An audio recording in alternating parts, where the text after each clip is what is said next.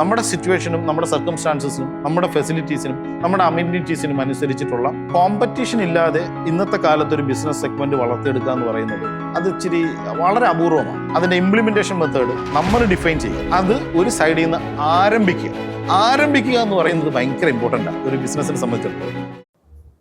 ഒരു കോമ്പറ്റീറ്റീവ് മാർക്കറ്റിൽ നമുക്ക് എങ്ങനെ വിൻ ചെയ്യാനായിട്ട് പറ്റും? നമ്മൾ കൃത്യമായിട്ട് നമ്മുടെ കോമ്പറ്റേറ്റർ അനലൈസ് ചെയ്യുക എന്നുള്ളത് ഓരോ ബിസിനസ്സിൻ്റെയും സക്സസിന് ഭയങ്കര ഇമ്പോർട്ടൻ്റ് ആണ്.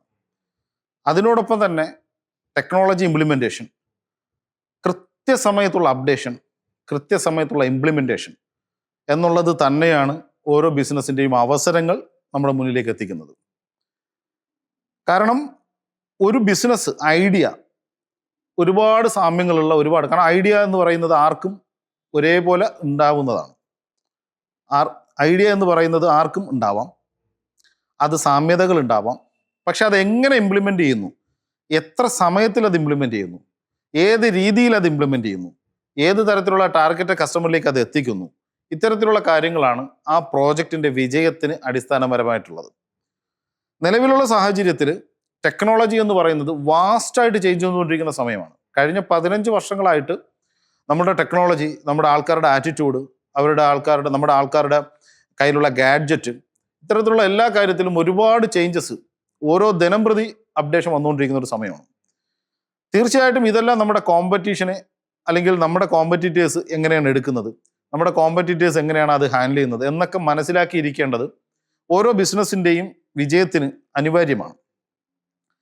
അപ്പോൾ നമ്മളെപ്പോഴും ഒരു ബിസിനസ്സിലേക്ക് ടെക്നോളജി എങ്ങനെ ഇംപ്ലിമെൻ്റ് ചെയ്യാം, എങ്ങനെ അതിൻ്റെ ഓൺ ടൈം ഇംപ്ലിമെൻറ്റേഷൻ ഈസി ആക്കാം, എങ്ങനെ വലിയ രീതിയിൽ പെനട്രേറ്റ് ചെയ്യാം, ടാർഗറ്റ് കസ്റ്റമറിലേക്ക് സമയബന്ധിതമായിട്ട് നമുക്ക് എത്താം, അതുപോലെ തന്നെ ഒരു റേറ്റോ കൊട്ടേഷനൊക്കെ കൊടുക്കുന്ന സമയത്ത് അതെങ്ങനെ ഓട്ടോമേറ്റ് ചെയ്യാം, അല്ലെങ്കിൽ ഒരു ബിസിനസ് എങ്ങനെ ഓട്ടോമേറ്റ് ചെയ്യാം, ഇത്തരത്തിലുള്ള പ്രോസസ്സുകളെല്ലാം നമ്മുടെ ടെക്നോളജിയും നമ്മുടെ സംവിധാനങ്ങളും ഒക്കെ അത്രയും അഡ്വാൻസ്ഡ് ആയതുകൊണ്ട് അതെല്ലാം ഇംപ്ലിമെൻ്റ് ചെയ്തുകൊണ്ട് വളരെ ഫാസ്റ്റായിട്ട് ഗ്രോ ചെയ്ത് മാറുക എന്നുള്ളതാണ് ബിസിനസ്സിൻ്റെ ഏറ്റവും ഇമ്പോർട്ടൻ്റ് ആയിട്ട് ഉള്ള ഘടകം. അതിനോടൊപ്പം തന്നെ മറ്റുള്ളവരെ പരിഗണിക്കുന്ന ഒരുപാട് ബിസിനസ്സിലേക്ക് നമുക്ക് കൺസിഡർ ചെയ്യേണ്ട ആവശ്യമുണ്ട്. ഇപ്പം നമ്മൾ technical education council Kerala 2016 create ചെയ്ത ഒരു സൊസൈറ്റിയാണത്. സൊസൈറ്റീസ് ആക്ട് പ്രകാരം രജിസ്റ്റർ ചെയ്തിരിക്കുന്ന ഒരു സ്ഥാപനമാണ് ടെക്നിക്കൽ എഡ്യൂക്കേഷൻ കൗൺസിൽ കേരള. പ്രധാനമായിട്ടും നമ്മൾ ചെയ്തുകൊണ്ടിരിക്കുന്നത് നോളജ് ഇംപ്രവൈസേഷൻ ആണ് ടെക്നിക്കൽ എഡ്യൂക്കേഷൻ കൗൺസിൽ എന്ന് പറയുന്ന സെഗ്മെന്റ് വഴി നമ്മൾ നടത്തിക്കൊണ്ടിരിക്കുന്നത്. അതായത് തികച്ചും അൺപ്രൊഫഷണൽ ആയിട്ട് ചെയ്തുകൊണ്ടിരിക്കുന്ന ഒരു ജോലി. ഇപ്പോൾ സപ്പോസ് ഒരു കൺസൾട്ടൻസി നടത്തുന്ന ഒരാളായിരിക്കാം, അതല്ലെങ്കിൽ ഒരു ഡിജിറ്റൽ മാർക്കറ്റിംഗ് എവിടെന്നെങ്കിലും പഠിച്ചിട്ട് ബേസിക് ആയിട്ടുള്ള കാര്യങ്ങൾ മാത്രം യൂട്യൂബിലോ മറ്റോ നോക്കി പഠിച്ച് മനസ്സിലാക്കിയതിന് ശേഷം ഡിജിറ്റൽ മാർക്കറ്റിംഗ് സെഗ്മെന്റിൽ നിൽക്കുന്ന ഒരു ആളായിരിക്കാം, അതല്ലെങ്കിൽ ഒരു വെൽഡർ ആയിരിക്കാം, അതല്ലെങ്കിൽ ഒരു ക്യാമറമാൻ ആയിരിക്കാം, അതല്ലെങ്കിൽ ഒരു കണ്ടന്റ് റൈറ്റർ ആയിരിക്കാം. ഇത്തരത്തിലുള്ള പ്രൊഫഷനുകൾ ജീവിതത്തിൻ്റെ ഭാഗമായി വന്നു ചേർന്ന ഒരുപാട് ആൾക്കാർ നമ്മുടെ ചുറ്റുവട്ടമുണ്ട്. അല്ലെങ്കിൽ നല്ല പാചകം അറിയുന്ന വീട്ടമ്മമാർ, ഇത്തരത്തിലുള്ള ഒരുപാട് ആൾക്കാർ നമ്മുടെ ചുറ്റുവട്ടമുണ്ട്. അവർക്കൊക്കെ ഒരു സർട്ടിഫിക്കേഷൻ അല്ലെങ്കിൽ ഒരു പ്രോപ്പർ ടീച്ചിങ് നടത്തി കഴിഞ്ഞാൽ, അല്ലെങ്കിൽ ഒരു പ്രോപ്പർ ഗൈഡൻസ് നടത്തി കുറച്ചുകൂടെ സിസ്റ്റമാറ്റിക് ആയിട്ട് അവരുടെ പ്രൊഫഷനെ കൊണ്ടുപോകാൻ സാധിക്കും. അപ്പോൾ അത്തരത്തിലുള്ള സേവനങ്ങൾ ഉറപ്പാക്കുക എന്നുള്ളതാണ് ടെക്നിക്കൽ എഡ്യൂക്കേഷൻ കൗൺസിൽ എന്ന് പറയുന്ന ഈ സെഗ്മെന്റ് വഴി നമ്മൾ നടത്തിക്കൊണ്ടിരിക്കുന്നത്. ടെക്നിക്കൽ എഡ്യൂക്കേഷൻ കൗൺസിൽ പ്രധാനമായിട്ടും ചെയ്തുകൊണ്ടിരിക്കുന്നത് ഏകദേശം 500ഓളം കോഴ്സുകൾ, വിവിധ തരത്തിലുള്ള കോഴ്സുകൾ നമ്മൾ ഫ്രീ ഓഫ് കോസ്റ്റിൽ പഠിക്കാനുള്ള അവസരം ആൾക്കാർക്ക് നൽകുന്നുണ്ട്.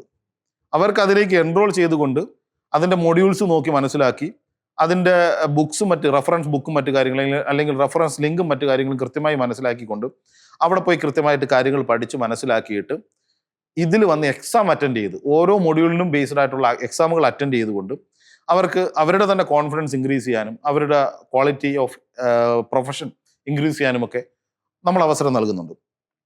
അതൊക്കെ തികച്ചും സൗജന്യമായിട്ടാണ് അത്രയും പ്രോസസ്സുകളെല്ലാം നമ്മൾ നടത്തിക്കൊണ്ടിരിക്കുന്നത്. സർട്ടിഫിക്കറ്റ് വേണ്ട സാഹചര്യത്തിൽ മാത്രമേ ചെറിയൊരു പേയ്മെൻറ്റ് ടെക്നിക്കൽ എഡ്യൂക്കേഷൻ കൗൺസിൽ സ്വീകരിക്കുന്നുള്ളൂ. അത് ആ സർട്ടിഫിക്കേഷൻ്റെ രീതി എങ്ങനെയാണ്, സർട്ടിഫിക്കറ്റ് ഡെലിവറി പ്രോസസ്സ് എങ്ങനെയാണ് എന്നൊക്കെ മനസ്സിലാക്കിയിട്ടാണ് നമ്മൾ ചെയ്യുന്നത്. തികച്ചും നല്ല രീതിയിൽ വാലിഡിറ്റി ഉള്ള ഒരു സർട്ടിഫിക്കേഷനാണ്. നമ്മളിപ്പോൾ പല അതോറിറ്റികളുടെയും അഫിലിയേഷന് വേണ്ടിയിട്ട് ശ്രമിച്ചുകൊണ്ടിരിക്കുന്നുണ്ട്. ഫ്യൂച്ചറിൽ ഒരുപാട് അഫിലിയേഷൻസ് ഉള്ള ഒരുപാട് കോഴ്സുകൾ സിസ്റ്റമാറ്റിക്കായിട്ട് റൺ ചെയ്യുന്ന ഒരു സ്ഥാപനം തന്നെയായിരിക്കും ടെക്നിക്കൽ എഡ്യൂക്കേഷൻ കൗൺസിൽ. ഞാൻ അതിൻ്റെ ചെയർമാനും കൂടെയാണ്. നമ്മൾ 2016 ടെക്നിക്കൽ എഡ്യൂക്കേഷൻ കൗൺസിൽ രൂപം കൊള്ളുന്നത്. വലിയ രീതിയിൽ അതായത് ആൾക്കാരെ എഡ്യൂക്കേഷൻ നൽകിക്കൊണ്ട് എംപവർ ചെയ്യുക എന്നുള്ളത് തന്നെയാണ് ടെക്നിക്കൽ എഡ്യൂക്കേഷൻ കൗൺസിലിൻ്റെ മുദ്രാവാക്യം. ടെക്നിക്കൽ എഡ്യൂക്കേഷൻ കൗൺസിൽ അതിൽ പ്രതിജ്ഞാബദ്ധമാണ്. നമ്മുടെ പ്രോക്സിയോൺസ് എന്ന് പറയുന്ന സെഗ്മെന്റും ടെക്നിക്കൽ എഡ്യൂക്കേഷൻ കൗൺസിലും കൂടെ ബ്ലെൻഡ് ചെയ്തുകൊണ്ട് ഒരു പ്രോജക്റ്റും ഇതിൻ്റെ കൂടെ റൺ ചെയ്യുന്നുണ്ട്. അതായത് പ്രോക്സിയോൺസിൻ്റെ ഫ്രാഞ്ചൈസികൾക്ക് അവരുടെ ലൊക്കേഷനിൽ പഠിക്കാൻ അല്ലെങ്കിൽ വിവിധ തരത്തിലുള്ള, ഇപ്പോൾ ഉദാഹരണത്തിന് ഒരു വെൽഡിംഗ് വർക്ക്ഷോപ്പിൽ നിൽക്കുന്ന ആളിന് കോഴ്സ് സജസ്റ്റ് ചെയ്യാം, അല്ലെങ്കിൽ ഒരു വീട്ടമ്മയ്ക്ക് പാചകത്തിന് കോഴ്സ് സജസ്റ്റ് ചെയ്യാം, അല്ലെങ്കിൽ ലോണ്ടറി മാനേജ്മെന്റിന് കോഴ്സ് സജസ്റ്റ് ചെയ്യാം, അതല്ലെങ്കിൽ ഒരു മറ്റെന്തെങ്കിലും തരത്തിലുള്ള ഒരു കോഴ്സ് അവർക്ക് എന്ത് ചെയ്യാം, സജസ്റ്റ് ചെയ്യാം. ഇത്തരത്തിലുള്ള സജഷൻസ് ചെയ്തുകൊണ്ട് അവരെ ഓൺലൈനിലൂടെ അവരെ പഠിപ്പിക്കാനുള്ള അവസരം അല്ലെങ്കിൽ പഠിക്കാനുള്ള അവസരം നൽകിക്കൊണ്ടും അത്തരത്തിലുള്ള കോർഡിനേഷൻ നൽകിക്കൊണ്ടും ഈ ടെക്നിക്കൽ എഡ്യൂക്കേഷൻ കൗൺസിലിൻ്റെ ക്വാളിറ്റി ഓഫ് എഡ്യൂക്കേഷൻ അതാത് പ്രദേശത്ത് നൽകാനായിട്ട് ഫ്രാഞ്ചൈസികളിലൂടെ സാധിക്കുന്നതാണ്. സർട്ടിഫിക്കേഷൻ സർട്ടിഫിക്കറ്റ് എത്തിച്ചു കൊടുക്കുമ്പോൾ ചെറിയൊരു പേയ്മെൻറ്റ് കിട്ടുന്നതിൻ്റെ ഒരു ഇൻകവും നമ്മുടെ ഫ്രാഞ്ചൈസികൾക്ക് ലഭിക്കുന്നതായിരിക്കും. അതായത് ഒരു പ്രദേശത്തെ വിദ്യാഭ്യാസം കൊണ്ട് എംപവർ ചെയ്തിച്ചാൽ മാത്രമേ ആ പ്രദേശത്തിന് നല്ല രീതിയിലുള്ള ഡെവലപ്മെൻറ്റ് ഉണ്ടാകത്തുള്ളൂ. അപ്പം എല്ലാ ആൾക്കാരും ക്വാളിഫൈഡ് ആകുക, എല്ലാ ആൾക്കാരും ബേസിക് എഡ്യൂക്കേഷൻസും പ്രൊഫഷണൽ എഡ്യൂക്കേഷൻസും ലഭ്യമാക്കുക എന്നുള്ളതാണ് ടെക്നിക്കൽ എഡ്യൂക്കേഷൻ കൗൺസിൽ ലക്ഷ്യം വെക്കുന്നത്. അതിന് പ്രോക്സിയോൺസിൻ്റെ നിസ്സീമമായ സഹകരണവും കൂടെ ഉണ്ടാവുന്നതാണ്. കാരണം പ്രോക്സിയോൺസ് എന്ന് പറയുന്ന സെഗ്മെന്റ് ഓരോ ലോക്കൽ ഏരിയയിലും പെനട്രേറ്റ് ചെയ്തുകൊണ്ട് വ്യാപിപ്പിക്കുമ്പോൾ ആ ഏരിയയിലുള്ള ആൾക്കാരെ ക്വാളിറ്റിയുള്ള എഡ്യൂക്കേഷൻ, ക്വാളിറ്റിയുള്ള പ്രൊഫഷണൽ ആക്കിക്കൊണ്ട് മാറ്റിക്കൊണ്ടും ക്വാളിറ്റിയുള്ള എഡ്യൂക്കേഷൻ നൽകിക്കൊണ്ടും എംപവർ ചെയ്യിക്കുക എന്നുള്ളതാണ് ടെക്നിക്കൽ എഡ്യൂക്കേഷൻ കൗൺസിൽ കൊണ്ടും ഉദ്ദേശിക്കുന്നത്. നമ്മൾ നേരത്തെ പറഞ്ഞതുപോലെ AI കടന്നുവരവ് വലിയ രീതിയിലുള്ള മാറ്റങ്ങൾ നമ്മുടെ ഇൻഡസ്ട്രിയിൽ നടത്തിക്കൊണ്ടിരിക്കുന്ന ഒരു സമയമാണ്. കണ്ടിന്യൂസ് ആയിട്ടുള്ള അപ്ഡേഷനും ടെക്നോളജി ഇംപ്ലിമെൻറ്റേഷനും തന്നെയാണ് ഓരോ ബിസിനസ്സിൻ്റെയും മുഖമുദ്ര. നമ്മൾ അടുത്ത സമയത്തായിട്ട് പല സ്ഥാപനങ്ങൾ ശ്രദ്ധിച്ചാൽ ടെക്നോളജി വൽക്കരിച്ചിട്ടുള്ള ചില സ്ഥാപനങ്ങൾ അവർ ട്രഡീഷണലി ഡീൽ ചെയ്തുകൊണ്ടിരുന്ന ആ ഒരു ഗ്രോത്ത് പാത്ത് സഡനായിട്ട് വളരെ വലിയ രീതിയിൽ ഇൻക്രീസ് ചെയ്തതായിട്ട് നമുക്ക് കാണാൻ കഴിയും. തീർച്ചയായിട്ടും ടെക്നോളജി ബിസിനസ് അത് അടുത്ത ഭാവിയെ ഇപ്പോൾ 2025 ഡിസംബർ സമയമാകുമ്പോഴത്തേക്കും എനിക്ക് തോന്നുന്നു വേൾഡിൽ NVIDIA പോലുള്ള സെഗ്മെന്റുകൾ വേൾഡിൽ തന്നെ 2ാമത്തെ 3ാമത്തെ വലിയ കമ്പനികൾ, വാല്യുള്ള കമ്പനികളായി മാറിയിട്ടുണ്ട്. അവർ AI സപ്പോർട്ടിങ് അല്ലെങ്കിൽ ഈ പറയുന്ന നെക്സ്റ്റ് ജനറേഷൻ പ്രോസസ്സുകൾക്ക് വേണ്ട ആവശ്യമായിട്ടുള്ള ഫെസിലിറ്റി പ്രൊവൈഡേഴ്സായിട്ട് മാറുന്നു, അല്ലെങ്കിൽ അതിന് വേണ്ടിയിട്ടുള്ള ഹാർഡ്വെയർ പ്രൊവൈഡേഴ്സായിട്ട്, അല്ലെങ്കിൽ അതിൻ്റെ മറ്റ് കമ്പ്യൂട്ടർ പെരിഫറൽ ഇക്വിപ്മെൻസിൻ്റെ പ്രൊവൈഡേഴ്സായിട്ട് മാറുന്നത് കൊണ്ട് ലഭിക്കുന്ന ഒരു ബൂസ്റ്റിംഗ് ആണത്. തീർച്ചയായിട്ടും അത്തരത്തിലുള്ള ആപ്ലിക്കേഷനുകൾ, അത്തരത്തിലുള്ള സോഫ്റ്റ്വെയറുകൾ, അത്തരത്തിലുള്ള ഡിവൈസുകൾ, ഫ്യൂച്ചറിസ്റ്റിക് ആയിട്ടുള്ള ഡിവൈസുകൾ ഇംപ്ലിമെൻറ്റ് ചെയ്യുക, അത്തരത്തിലുള്ള സേവനങ്ങൾ ഇംപ്ലിമെൻറ്റ് ചെയ്യുക, അത്തരത്തിലുള്ള സർവീസുകളിൽ കോൺസെൻട്രേറ്റ് ചെയ്യുക, ആർട്ടിഫിഷ്യൽ ഇൻ്റലിജൻസിൻ്റെ സാധ്യതകൾ കൃത്യമായിട്ട് മനസ്സിലാക്കുക, അത്തരത്തിലുള്ള എക്സ്പോകളിൽ കൃത്യമായിട്ട് വാച്ച് ചെയ്യുക. കാരണം ഇപ്പോൾ ദുബായിലുള്ള നടക്കുന്ന ചില പ്രോഗ്രാമുകൾ അതിൽ അടുത്ത 10-15 വർഷത്തിൽ സംഭവിക്കാൻ പോകുന്ന നമ്മുടെ നാട്ടിൽ സംഭവിക്കാൻ പോകുന്ന മാറ്റങ്ങൾ വളരെ നല്ല രീതിയിൽ റിഫ്ലക്റ്റ് ചെയ്യുന്ന രീതിയിലുള്ള പല എക്സ്പോകളും അവിടെ കണ്ടക്ട് ചെയ്യാറുണ്ട്. നമ്മൾ പല വിസിറ്റുകൾക്കും അവിടെ പോകുമ്പോഴത്തേക്ക് നമ്മളൊന്നുമല്ല എന്നുള്ള തോന്നലുണ്ടാവും. തീർച്ചയായിട്ടും അത്തരത്തിലുള്ള വിസിറ്റുകൾ നമ്മുടെ വിഷൻ തന്നെ മാറ്റിമറിക്കുന്ന രീതിയിലുള്ള വിസിറ്റുകൾ, അല്ലെങ്കിൽ നമ്മുടെ എക്സ്പോകളിലുള്ള പാർട്ടിസിപ്പേഷൻസ് ഒക്കെ നമ്മൾ കണ്ടിന്യൂസ് ആയിട്ട് ചെയ്യണം. ഞാൻ കഴിഞ്ഞ ദിവസവും ബോംബെ എക്സിബിഷൻ സെൻറ്ററിൽ വലിയൊരു എക്സിബിഷനിൽ പാർട്ടിസിപ്പേറ്റ് ചെയ്തിട്ടാണ് വന്നത്, നമ്മുടെ പ്ലാസ്റ്റിക് ഇൻഡസ്ട്രിക്ക് വേണ്ടിയിട്ട്. കുളത്തൂർ ഇൻഡസ്ട്രീസ് എന്നുള്ള പേരിൽ നമ്മൾ റൺ ചെയ്യുന്ന ഒരു പ്ലാസ്റ്റിക് ഇൻഡസ്ട്രി ഉണ്ട്. നമുക്ക് പ്ലാസ്റ്റിക് റീസൈക്ലിംഗ് ആണ് പ്രധാനമായിട്ട് നമ്മൾ കോൺസെൻട്രേറ്റ് ചെയ്തുകൊണ്ടിരിക്കുന്നത്. നിലവിൽ കോർപ്പറേഷനിലുള്ള പല വാർഡുകളുടെ നിന്നും നമ്മൾ പ്ലാസ്റ്റിക്കുകൾ, അതായത് വേസ്റ്റ് പ്ലാസ്റ്റിക്കുകൾ, ലെഗസി പ്ലാസ്റ്റിക്കുകൾ കളക്ട് ചെയ്തിട്ട് അത് ബെയിൽ ചെയ്ത് സിമെൻറ്റ് ഫാക്ടറിയിലേക്ക് എത്തിച്ചുകൊണ്ട് അത് ബേൺ ചെയ്ത് മാറ്റുന്ന ഒരു സെഗ്മെൻറ്റ് നമ്മൾ നല്ല സക്സസ്ഫുള്ളി കഴിഞ്ഞ 2 വർഷമായിട്ട് റൺ ചെയ്തുകൊണ്ടിരിക്കുന്നുണ്ട്. പല ഏജൻസികളിൽ നിന്നും നമ്മൾ എന്ത് ചെയ്യുന്നുണ്ട്, പ്ലാസ്റ്റിക് റീസൈക്ലിംഗ് പ്രോസസ്സിന് വേണ്ടിയിട്ടുള്ള പ്ലാസ്റ്റിക്കുകൾ നമ്മൾ കളക്ട് ചെയ്യുന്നുണ്ട്. അത് വലിയ രീതിയിൽ ബെയിൽ ചെയ്തുകൊണ്ട് നമ്മൾ 10, 25, 30 ടണ്ണൊക്കെ നമുക്ക് 1-2 ദിവസം കൂടുമ്പം നമ്മുടെ ലോഡ് കയറി പോകുന്ന രീതിയിലുള്ള സംവിധാനം നമ്മൾ ഓൾറെഡി ഒരുക്കിയിട്ടുണ്ട്. പുതിയ പ്ലാന്റ് നമുക്ക് ആര്യനാട് വരുന്നുണ്ട്. പുതിയ ഒരു യൂണിറ്റും ഏകദേശം ഒരു 20,000 സ്ക്വയർ ഫീറ്റ് ഉള്ള ഒരു വലിയൊരു ഏരിയയും വർക്ക് ഏരിയയുമായിട്ട് നമ്മൾ എന്ത് ചെയ്യുന്നുണ്ട്, അവിടെ ഒരു 5 ഏക്കർ ലാൻഡിലാണ് നമ്മളത് ട്രിവാൻഡ്രം ജില്ലയിൽ ചെയ്തുകൊണ്ടിരിക്കുന്നത്. അപ്പോൾ ഈ പ്ലാസ്റ്റിക് ഇൻഡസ്ട്രി എന്ന് പറയുന്നതിൽ നമുക്കിപ്പോൾ ബെയിൽ ചെയ്യുക, കത്തിക്കാനായിട്ട് വിടുക. തീർച്ചയായിട്ടും കത്തിക്കുക എന്ന് പറയുന്നത് എപ്പോഴും നമ്മുടെ അന്തരീക്ഷത്തിന് വലിയ പ്രശ്നങ്ങളാണ്. പക്ഷെ മറ്റൊരു ഓപ്ഷൻ ഇല്ല. ലെഗസി പ്ലാസ്റ്റിക്സ് അല്ലെങ്കിൽ ലെഗസി നമ്മുടെ വേസ്റ്റ് റിമൂവ് ചെയ്യാൻ മറ്റൊരു ഓപ്ഷൻ നിലവിലില്ലാത്തതാണ്. നിലവിൽ സിമെന്റ് ഫാക്ടറികളിലേക്ക് അയക്കുമ്പം അവർക്ക് അതിൻ്റെ ഒരു ഫിൽട്രേഷൻ പ്രോസസ്സിലൂടെ കടത്തിവിട്ട് അതിൻ്റെ ഹാംഫുൾനെസ് കുറച്ചുകൊണ്ടും അതിൻ്റെ ടോക്സിസിറ്റി കുറച്ചുകൊണ്ടും സമൂഹത്തിന് വലിയ ദോഷമില്ലാത്ത രീതിയിൽ അത് ഉപയോഗപ്പെടുത്തുന്ന രീതിയിലാണ് സിമെന്റ് ഫാക്ടറികൾ ചെയ്തുകൊണ്ടിരിക്കുന്നത്. ഇതിനൊരു മാറ്റവും അനിവാര്യം തന്നെയാണ്. ഇപ്പോൾ കഴിഞ്ഞ ആഴ്ചയിലുള്ള നമ്മുടെ ബോംബെ എക്സിബിഷൻ സെന്ററിൽ നടന്ന പ്ലാസ്റ്റിക് റീസൈക്ലിംഗ് എന്ന് പറയുന്ന ഒരു ഷോ ഉണ്ടായിരുന്നു. ഞാനതിൽ നേരിട്ട് പങ്കെടുത്ത ഒരാളാണ്. ഏകദേശം 500-ൽ പരം സ്റ്റോളുകളിലൂടെ വിവിധ സെഗ്മെന്റുകളിൽ എങ്ങനെ പ്ലാസ്റ്റിക്കുകൾ, അതായത് ഈവൻ നമ്മളുടെ മീറ്റ് വാങ്ങുമ്പോൾ ഉള്ള കവർ പോലും നമ്മൾ ഒന്നും ചെയ്യാൻ പറ്റില്ല എന്ന് പറയുന്ന കവറുകളിൽ നിന്ന് പോലും മൂല്യവർദ്ധിത ഉൽപ്പന്നങ്ങൾ ഉൽപ്പാദിപ്പിക്കാം എന്നുള്ള വലിയൊരു തിരിച്ചറിവാണ് അതിൽ നിന്ന് നമുക്ക് മനസ്സിലാക്കാൻ കഴിഞ്ഞത്. നിലവിൽ വിദേശ രാജ്യങ്ങളിൽ പോലുമുള്ള പല പല ടെക്നോളജികൾ നമുക്ക് അവിടെ കാണാനും മനസ്സിലാക്കാനും ഒക്കെ സാധിച്ചു. നമുക്കൊന്നും ചെയ്യാൻ സാധിക്കില്ല എന്ന് ഉറപ്പായിരുന്ന പല പ്രൊഡക്റ്റുകളിന്മേലും, പല സംഗതികളിന്മേലും, പല വേസ്റ്റുകളിന്മേലും നമുക്ക് വലിയ രീതിയിലുള്ള സാധ്യതകളുണ്ടെന്ന് നമുക്ക് മനസ്സിലാക്കാൻ സാധിച്ചു. അപ്പം ടെക്നോളജി എന്നുള്ളതിനോടൊപ്പം തന്നെ ഈ ഭാവി ബിസിനസ് നമുക്ക് കൂടുതൽ ഭാവിയിലേക്കുള്ള ബിസിനസ് എന്ന് പറയാനായിട്ട് നമുക്ക് ഈ വേസ്റ്റ് മാനേജ്മെന്റ് വലിയൊരു ഓപ്പർച്യൂണിറ്റിയാണ് നമുക്ക് തരുന്നത്. കാരണം ഓരോ ഹ്യൂമനും ഒരു ദിവസം പുറന്തള്ളുന്ന വേസ്റ്റിന്റെ അളവ് നമ്മൾ ചിന്തിക്കുന്നതിനേക്കാൾ മുകളിലാണ്. നമ്മൾ ഉപയോഗിക്കുന്ന ബാഗുകളായാലും ശരി, ചെരുപ്പുകളായാലും ശരി, ക്ലോത്തുകളായാലും ശരി, നമ്മൾ ഓരോ ദൈനംദിന ആവശ്യങ്ങൾക്ക് ഉപയോഗിക്കുന്ന പ്ലാസ്റ്റിക്കുകളായാലും ശരി, ഈവൻ ഒരു പാല് വാങ്ങുന്നത് പോലും ഇപ്പോൾ കവറിൽ തന്നെയാണ് എല്ലാം കിട്ടുന്നത്. മറ്റൊരു ഓപ്ഷൻ നമ്മുടെ ഫ്രണ്ടിലില്ല. അപ്പോൾ ഈ ദിവസവും ദൈനംദിന ഓരോ വ്യക്തിയിൽ നിന്നും ക്രിയേറ്റ് ചെയ്യപ്പെടുന്ന പ്ലാസ്റ്റിക്കിന്റെ അളവെന്ന് പറയുന്നത് വളരെ വലുതാണ്. മറ്റു വേസ്റ്റുകളുടെ അളവെന്ന് പറയുന്നത് വളരെ വലുതാണ്. അപ്പം തീർച്ചയായിട്ടും നമ്മളുടെ ശ്രമം അല്ലെങ്കിൽ ഫ്യൂച്ചർ ഈ നമ്മുടെ വേസ്റ്റ് റീസൈക്ലിംഗ് എന്ന് പറയുന്ന സെഗ്മെന്റിലൂടെ വലിയ രീതിയിലുള്ള ഒരു വരുമാന മാർഗത്തിലേക്ക് നമുക്ക് എത്താനായിട്ട് ഓരോ ആൾക്കാർക്കും സാധിക്കും. പക്ഷേ അത് കുറച്ച് പ്രാക്ടിക്കലി കുറച്ച് നേടിയെടുക്കാനായിട്ട് കുറച്ച് ഡിഫിക്കൽട്ടാണ്. കാരണം നമ്മൾ മറ്റുള്ള സെഗ്മെന്റ് പോലെയല്ല, ടെക്നോളജി സെഗ്മെന്റ് പോലെയൊന്നുമല്ല. പ്ലാസ്റ്റിക് റീസൈക്ലിംഗ് എന്ന് പറയുന്നത് ഫിസിക്കലി നമ്മൾ സെഗ്രിഗേഷനും ഫിസിക്കലി ഉള്ള പ്രോസസ്സുകളും ഫിസിക്കലി ഉള്ള അനലൈസിങ്ങും ഒക്കെ നമുക്ക് ഇമ്പോർട്ടൻ്റ് ആണ്. അതിനെ ബേസ് ചെയ്തിട്ടാണ് നമ്മൾ പല പ്രോഡക്റ്റുകളും ചെയ്യേണ്ടത്. നമ്മൾ അടുത്തൊരു 2 വർഷത്തിനുള്ളിൽ കുളത്തൂർ ഇൻഡസ്ട്രീസ്, അതായത് നമ്മുടെ പ്ലാസ്റ്റിക് ഇൻഡസ്ട്രി കേരളത്തിൽ ഏകദേശം 14ഓളം സ്ഥലങ്ങളിൽ യൂണിറ്റുകൾ തുടങ്ങുന്നുണ്ടാവും.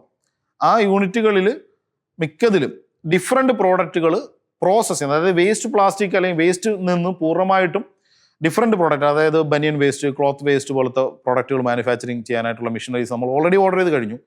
പിന്നെ ഈ ലേസ് പോലത്തെ കവറുകൾ അല്ലെങ്കിൽ ഇറച്ചി വാങ്ങുമ്പോൾ കിട്ടുന്ന കവറുകളൊക്കെ ഉപയോഗിച്ചുകൊണ്ട് മൂല്യവർദ്ധിത ഉൽപ്പന്നങ്ങൾ, അതായത് പ്ലേവുഡ് പോലത്തെ കുറച്ച് പ്രോഡക്റ്റ്, പ്ലേവുഡിന് റീപ്ലേസ്മെൻ്റ് ആയിട്ടുന്ന കുറേ പ്രോഡക്റ്റുകൾ, അതുപോലെ തന്നെ ഗ്രാനൂൾസുകൾ, ഡിഫറെൻറ്റ് പ്രോഡക്റ്റുകളിൽ നിന്ന് ഡിഫറെൻറ്റ് ടൈപ്പിലുള്ള ഗ്രാനൂൾസുകൾ, ഇതൊക്കെ മേക്ക് ചെയ്യാൻ പറ്റുന്ന മെഷീനറീസ് ഓൾറെഡി നമ്മൾ അതിൻ്റെ ഓർഡേഴ്സും കാര്യങ്ങളൊക്കെ കൊടുത്തു കഴിഞ്ഞു.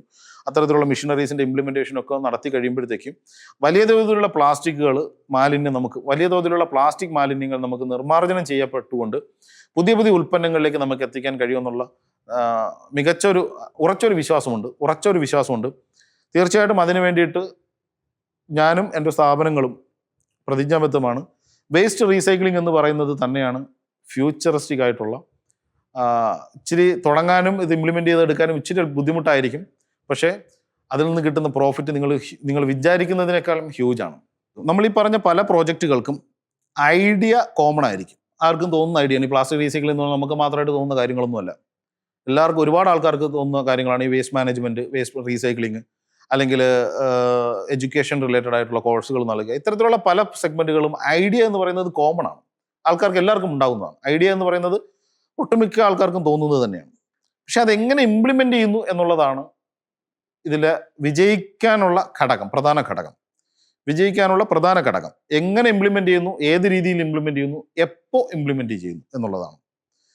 അപ്പോൾ തീർച്ചയായിട്ടും ഒരു ഐഡിയ എങ്ങനെ എക്സിക്യൂട്ട് ചെയ്യുന്നു എന്നതിനെ ആശ്രയിച്ചിരിക്കും ആ ബിസിനസ്സിൻ്റെ വിജയം. നമ്മൾ ആരെയും അണ്ടർ എസ്റ്റിമേറ്റ് ചെയ്യേണ്ട.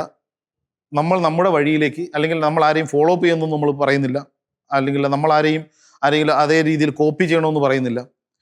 ഓരോ ഐഡിയയ്ക്കും അതിൻ്റെ യുണീക്കായിട്ടുള്ള ഒരു ഇംപ്ലിമെൻറ്റേഷൻ മെത്തേഡ് നമ്മൾ കണ്ടെത്തുക.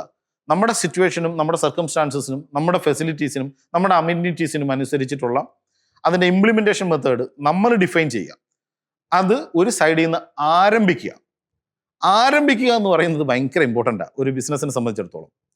കാരണം നമ്മൾ എന്തെങ്കിലും ഒരു എന്താ പറയുക ചിന്തിച്ചുകൊണ്ട് മാത്രം ഇരുന്നിട്ട് കുറേ നാൾ കഴിഞ്ഞിട്ട് അത് ആരെങ്കിലും ആരംഭിച്ച് കഴിഞ്ഞതിന് ശേഷം നമ്മളത് അസൂയയോട് നോക്കിയിട്ട് കാര്യമില്ല. ഒരു സംഗതി ഒരാശയം വന്നു കഴിഞ്ഞാൽ അതിൻ്റെ ഇംപ്ലിമെൻറ്റേഷന് ഉള്ള സർക്കംസ്റ്റാൻസസ് ഒത്തു കഴിഞ്ഞാൽ നമ്മളത് ഇംപ്ലിമെൻ്റ് ചെയ്യുക എന്നുള്ളതാണ് ഇതിൻ്റെ ഏറ്റവും പ്രധാനപ്പെട്ട ഒരു ഘടകം. ഞാനൊരു ഉദാഹരണം പറയാം. അതായത് എൻ്റെ ലൈഫിൽ സംഭവിച്ചൊരു കാര്യമാണ്. 1-2 സ്ഥലങ്ങളിലുള്ള യാത്രകൾ കഴിഞ്ഞപ്പോൾ നമുക്കൊരു ഫാം തുടങ്ങണം, നമുക്കൊരു ആഗ്രഹമായി. കാരണം ഈ ഫാം എന്ന് പറയുന്ന സാധനം സ്വാഭാവികമായിട്ടും വിവിധ തരത്തിലുള്ള പക്ഷികളും മൃഗങ്ങളൊക്കെ അടങ്ങുന്ന രീതിയിൽ ഒരു സംഗതിയാണ്. കാണുമ്പോൾ രസമാണ്. നമ്മൾ ആഴ്ചയിലൊക്കെ ഒരിക്കലൊക്കെ ഒന്ന് കണ്ട് അവിടെ ഒന്ന് സ്പെൻഡ് ചെയ്തിട്ടൊക്കെ പോകുമ്പോൾ നമുക്കൊരു റിലാക്സേഷൻ ഉണ്ടാവും, മനസ്സിനൊരു സമാധാനം ഉണ്ടാവും. ഇതൊക്കെ നമുക്ക് തോന്നുന്ന ഒരു കാര്യമാണ്. അപ്പം 1-2 സ്ഥലങ്ങളിലൊക്കെ നമ്മൾ കണ്ടു, മനസ്സിലാക്കി. അതിനെ ബേസ് ചെയ്തിട്ട് ഒരു ഫാം തുടങ്ങണം കുറച്ച് നാളുകൊണ്ടുള്ള ഒരു ആഗ്രഹം ഉണ്ടായിരുന്നു. പക്ഷെ അത് എങ്ങനെ ചെയ്യും? കാരണം എന്താ വെച്ചാൽ ഈ ഫാം എന്ന് പറയുമ്പോൾ സ്വാഭാവികമായിട്ടും നമ്മൾ ആ പക്ഷിയുടെയും മൃഗങ്ങളുടെയൊക്കെ സൗന്ദര്യം ആസ്വദിക്കുന്ന കാര്യം മാത്രമല്ല, അതിന് ഭക്ഷണം കൊടുക്കും, അതിന് വേസ്റ്റ് വരും, ഇതൊക്കെ ഹാൻഡ്ലിങ് ചെയ്യണം. അതൊരു ചെറിയൊരു തലവേദനയാണ്.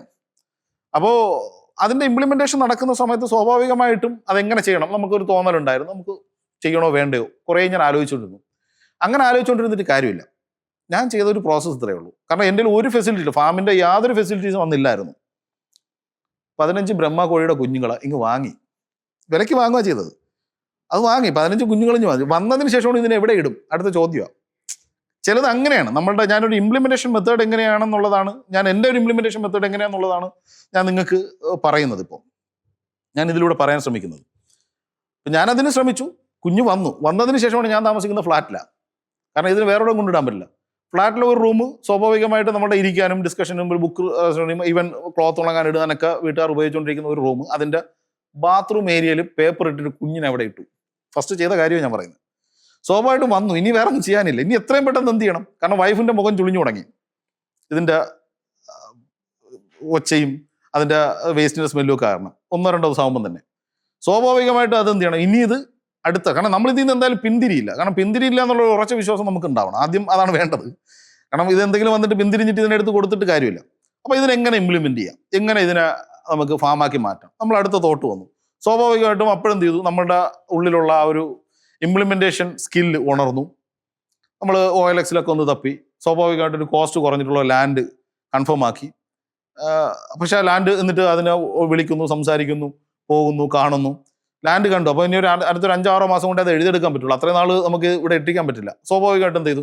നമ്മൾ അടുത്ത് ഈ ഓണറുടെ അടുത്ത് തന്നെ സംസാരിക്കണം. അഡ്വാൻസ് ഞാൻ ഇത്ര രൂപ തരാം, പക്ഷേ എനിക്ക് എന്ത് ചെയ്യണം? ഒരു 10 സെൻറ്റ് സ്ഥലം എഴുതി തരണം. കാരണം അതിനുള്ള വാല്യൂ കൊടുക്കുന്നുണ്ട്. 10 സെൻറ്റ് സ്ഥലം പ്രമാണം ചെയ്ത് തരണം. ഇന്ന് അല്ലെങ്കിൽ നാളേക്ക് നാളെ. തീരുമാനമായി. അതങ്ങ് ചെയ്തു. നമ്മുടെ ആവശ്യം നമ്മൾക്ക് ആകുമ്പോഴത്തേക്കും നമ്മൾ എന്ത് ചെയ്യും? അത് ഉണർന്ന് പ്രവർത്തിച്ച് നമ്മളത് എന്ത് ചെയ്യും? അത് ഇംപ്ലിമെൻറ്റ് ചെയ്തെടുക്കാനുള്ള ശ്രമങ്ങൾ നടത്തും. ചുരുക്കി പറഞ്ഞാൽ ഒരാഴ്ച കൊണ്ട് ആ ഫാമിൻ്റെ ബേസിക് കാര്യങ്ങൾ സെറ്റായി. അതായത് അറ്റ്ലീസ്റ്റ് ഈ ഒരു കുഞ്ഞുങ്ങളെ ഇടാനും കുറച്ച് കാര്യങ്ങളുണ്ട്. കുറച്ച് വെൽഡിങ് കാര്യങ്ങളൊക്കെ ചെയ്യുന്നു. ഈ എഴുതിനോടൊപ്പം തന്നെ അവിടെ എന്താ പറയുക ലാൻഡ് അറേഞ്ച് ചെയ്യാനുള്ള JCB വിളിക്കുന്നു. അന്ന് തന്നെ അതിൻ്റെ കാര്യം നടത്തുന്നു. ഒരു ഷെഡ് പണിയാനുള്ള വെൽഡർ അറേഞ്ച് ചെയ്യുന്നു, വെൽഡറെ കോർഡിനേറ്റ് ചെയ്യുന്നു. 1-2-3 ദിവസം കൊണ്ട് ആ ഷെഡിൻ്റെ ബേസിക് കാര്യങ്ങൾ ആവുകയും അവിടെ അറേഞ്ച്മെൻറ്റും ചെയ്യുന്നു. അപ്പോൾ അടുത്ത പ്രശ്നം, അവിടെ ആൾ വേണം. 24/7 നമുക്ക് എന്ത് ചെയ്യണം? ഇതിനെ പരിപാലിക്കാനായിട്ട് ആൾ നിർത്തണം. നമുക്ക് ഈ ഒരു ചെറിയ സെറ്റപ്പ് മാത്രം വെച്ച് ആൾ നിർത്താൻ കഴിയില്ല.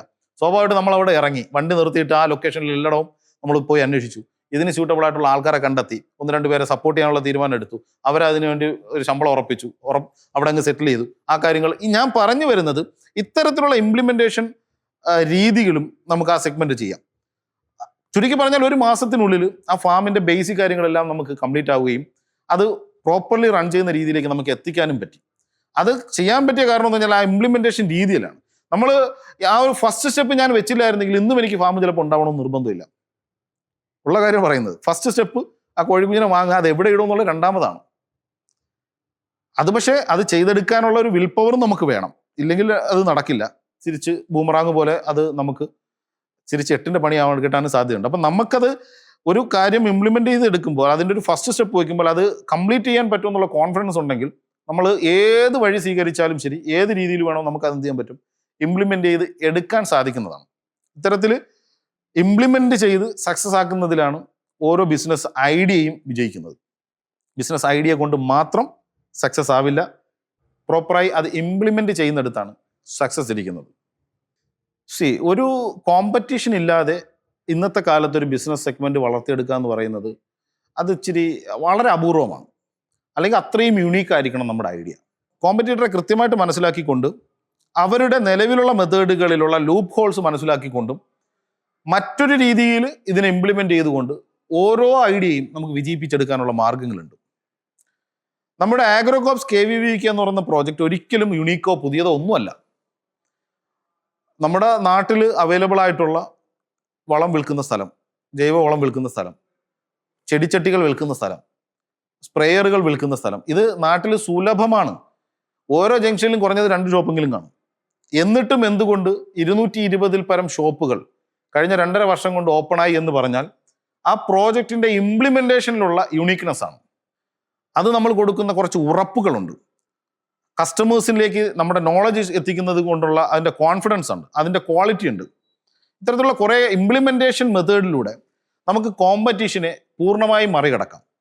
പിന്നെ